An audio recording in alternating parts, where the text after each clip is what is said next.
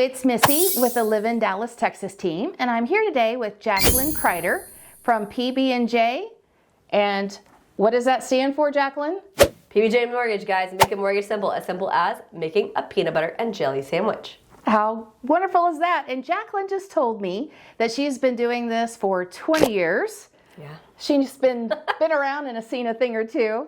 And I've been in the real estate side selling homes for 29 years. So it just is incredible to do what you love when it's your passion. And that's pretty much what Jacqueline and I have in common, our love for this industry and for helping people just like yourself. Yep, absolutely.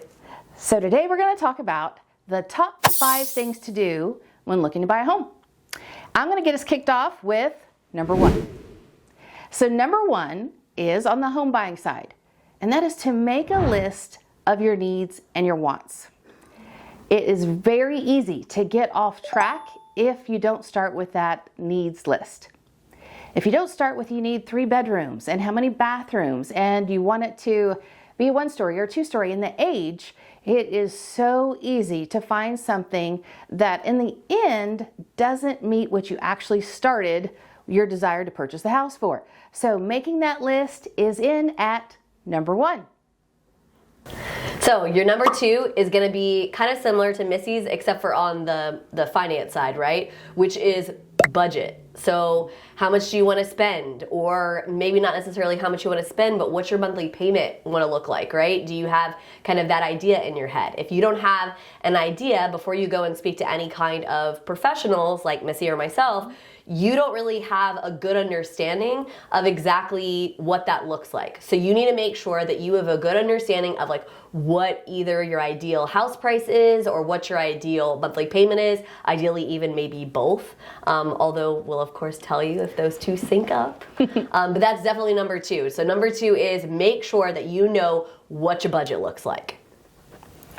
So the number 3 is you actually want to do that pre-qualification, pre-approval process. So you actually want to go and talk to a mortgage person and you want to get that letter.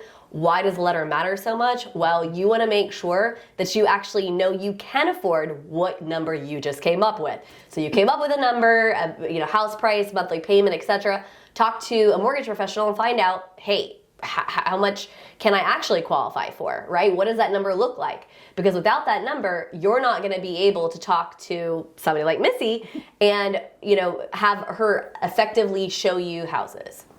So that's number 3. Okay, your number 4 to do when thinking about buying a home is going to be shopping within your pre-approval amount. So after you've gotten the budget, you have your wishes and your wants list, you've spoken to a lender such as Jacqueline with all the experience that she brings to the table, and she's given you that ceiling or that maximum that you should purchase. It is so important to look at that number in a home and lower. I can't tell you how many times that buyers, such as yourself, want to look at homes that exceed that amount. The only thing that we know to be true, though, is the seller is going to be taking or will be taking the list price. So at the list price and lower, then that's a good thing, right? But if we start shopping and we look above that and the seller won't come down, you might get your heart broke or get into a different price range of homes that we can't duplicate at the lower amount. We want this to be a positive buying experience for you, so shop within your budget, or lower of course, and that way you set the proper expectations when looking at homes. And that's number 4, shop in your budget. So the 5th tip is hire the professionals. Why does it matter, Missy? Why do you need to hire professionals for this process? Well, Jacqueline, it's only the largest investment that most people make. Exactly, right? Largest financial transaction of your life. Guys, we cannot stress that enough. So if you're making that huge purchase, wouldn't you want to make sure that you talk to people who know what they're doing? So obviously, Missy and I told you we've been in for a long time. So we have seen all the things, the good, the bad, and the ugly. And I will tell you, from the mortgage side, when we work with somebody who's picked a realtor who's not a professional, it's crazy how many more weird issues we run into. So, we run into a problem because maybe the contract wasn't written correctly, Right. or we run into a problem because, for instance, they don't know how to go push back on the other side if there's a problem. These things matter, and they can create some weird hiccups in your process. And this is a stressful process without good professionals. So let's make this easier, in my opinion. Oh, absolutely. There's so many times where I hear horror stories from other people in the industry where you get so involved and it's the home that you want. You can see yourself physically moving in and then not qualify because you were led astray from a mortgage professional that doesn't have your back. And there's nothing worse than them telling you after all that investment that you can't. Yep. And the dream just goes away. Yep. Or on the real estate professional side, part-time agents that you can't reach. And this is a timely transaction. Things move at a rapid pace. So if this isn't their full-time job, if they don't have transactions under their belt and some experience, you're setting yourself up for a more challenging transaction and home purchase than it really needs to be.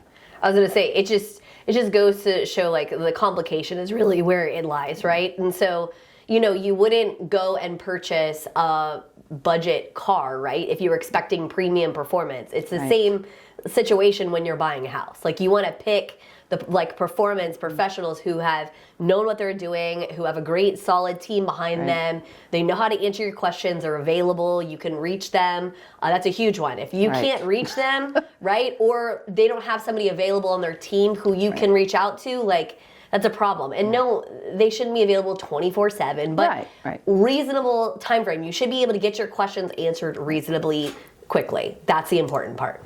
Right? I couldn't agree more. We are, both Jacqueline and myself, are very privileged to have amazing teams behind us. Yep. And that's what it takes. It takes a village. You've heard it before, but it does take a village of smart, dedicated, passionate people to help you with that purchase. And we truly hope that this top 5 in what to do when buying a home has helped you. Reach out. Our numbers are going to be on the screen. Text, call, and email. We are here for you with this move and the purchase to make it as easy as Yep. Peanut butter and and jelly jelly sandwich. That's right.